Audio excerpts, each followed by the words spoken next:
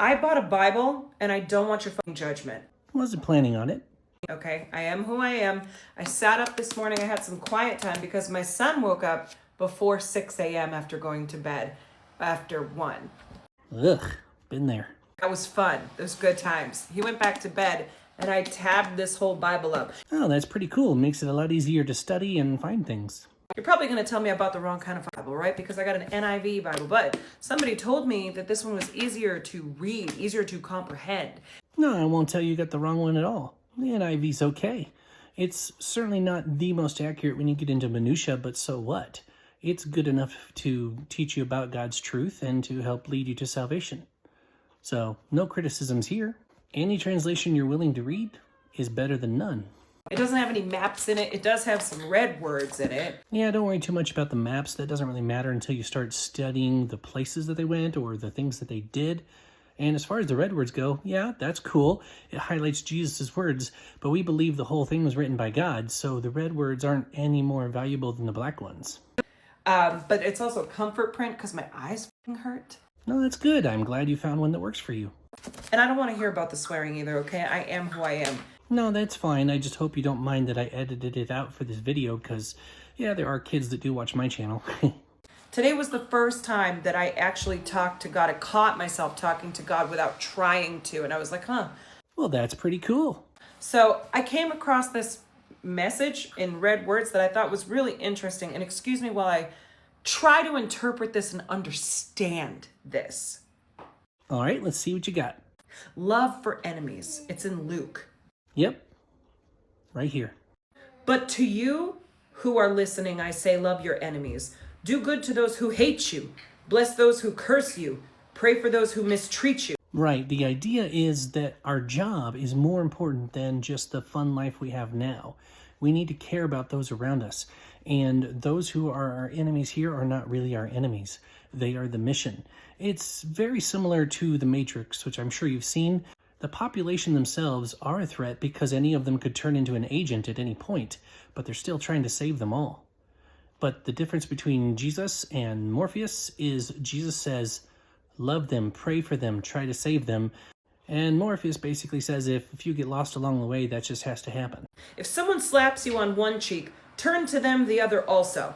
Does he mean like, go ahead, you got this one, now get this one? So you will see some weird teachings on this one. Given the context of what else he says, the whole idea is forgiveness. We need to forgive those who harm us. You're giving them a fresh cheek. You're treating them as if they hadn't hurt you. Some people will say, oh, this is demanding they treat you as an equal. Jesus never did that, nor did he say that, but he did say that we should for 70 times 7. That's why this fits. I don't understand. If someone takes your coat, do not withhold your shirt from them. So if they rip the coat off my back, still, I will give you my coat.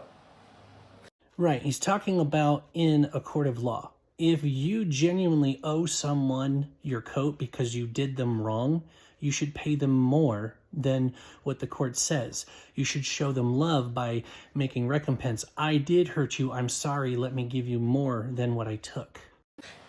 Give everyone who asks you. Give to everyone who asks you. And if anyone takes what belongs to you, do not demand it back. Right, because the idea is that you can't take it with you. This world does not matter once you die. But what does matter is where you go. So if you lose some things along the way, it's not the end of the world for you. So it's okay if you steal from me? No, but again, the point is forgiving. I'm learning. Do to others as you would have done them do to you.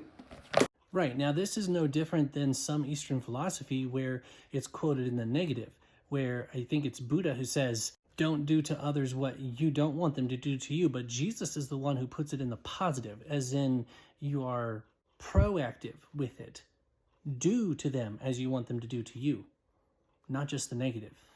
Does this mean that I should be forgiving my ex-husband and praying for him? Yes, it does. It's simple, but not always easy. Believe me, I've had to forgive people who've hurt me very dearly.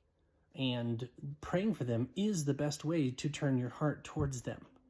It might take you a few times, but eventually you actually do care about them. But what you're missing is a love for the Lord. So this is a whole lot easier if you have a heart for the Lord, because if you care about what he cares about, you're going to care about the people he cares about too. So if you don't belong to him, it's not going to ever make sense to you. I don't understand. How do you read this thing? I mean, do you start at page 1, or do you like Google something you're having trouble with and like find something in here that, I mean, this is a big book. Yes, the Bible is a lot bigger than most people think. So what I recommend is starting with the Gospels. If you truly want to get to know this God who was willing to allow his son to die a torturous death just so that you might have a chance to say yes to him, then I recommend starting where he's written about, and that's the Gospels. Now, I do recommend actually that you start with John. It's just plain old John, no number in front, and read it. But when you read it, just read one little section at a time and sit there and think about it for a bit before you move on. By the end of it, you'll have a good idea of who God is through Christ. And by the end of all 4 Gospels, you're probably ready to make a decision by that point. I can't guarantee that you'll choose salvation, but you will be prompted to make a decision one way or the other. Looking forward to your thoughts. Well, I hope that helped.